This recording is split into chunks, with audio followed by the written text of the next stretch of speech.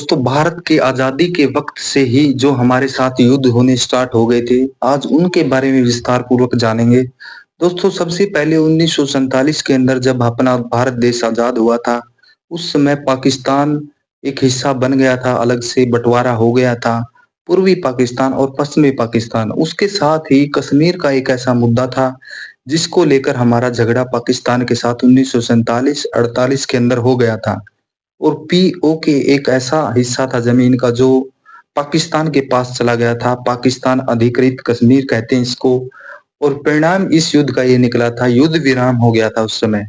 परंतु भारत का एक अभिन्न अंग है कश्मीर। इसको लेकर हमारी सरकारें हमेशा से दावा करती रहती हैं और कहती हैं कि ये हमारे भारत देश का अभिन्न अंग है, हम इसको लेकर रहेंगे।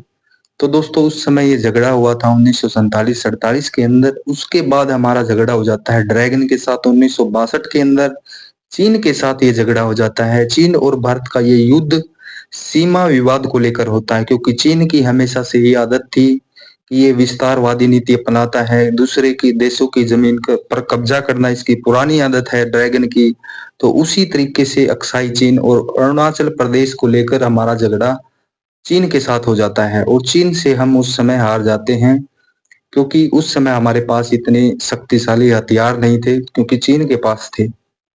और 1965 के अंदर पाकिस्तान के साथ हमारा झगड़ा हो जाता है। पाकिस्तान कश्मीर पर कब्जा करने की कोशिश करता है, परंतु भारत की सेनाएं उसको पीछे धकेल देती हैं और हमारे इसमें जीत हो जाती है। 1965 के युद्ध में कश्मीर को लेकर ये युद्ध हुआ था पाकिस्तान के साथ। और पाकिस्तान एक ऐसा देश है जो हमेशा से ही आतंकवाद का सहारा लेता आया है पिछले काफी लंबे समय से।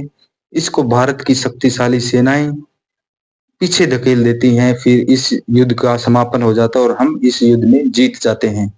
उसके बाद 1971 आता है। 1971 के अंदर जो पूर्वी पाकिस्तान और पश्चिमी पाकिस्तान हुए थे, तो पूर्वी पाकिस्तान बांग्लादेशी मुक्ति संग्राम एक आंदोलन होता है और उसको हमारा खुला समर्थन हो जाता है भारत की सरकार का।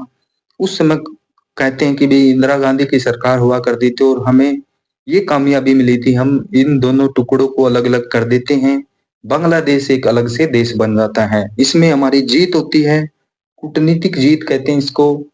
तो दोस्तों इसमें हमारा बहुत बड़ा जीत मानी जाती है। 1999 के कारगिल युद्ध होता है। कारगिल की चोटियों के ऊपर पाकिस्तान की सेना बैठ जाती है और हमारे भारत की सेना फिर उनको उन चोटियों से पीछे धकेल देती है और इसमें भी अपनी जीत हो जाती है, भारत की जीत हो जाती है। तो दोस्तों ये कुछ युद्ध हुए थे 1947 के बाद। और दोस्तों जानकारी कैसी लगी कमेंट बॉक्स में जरूर बताना। धन्यवाद। जय हिंद।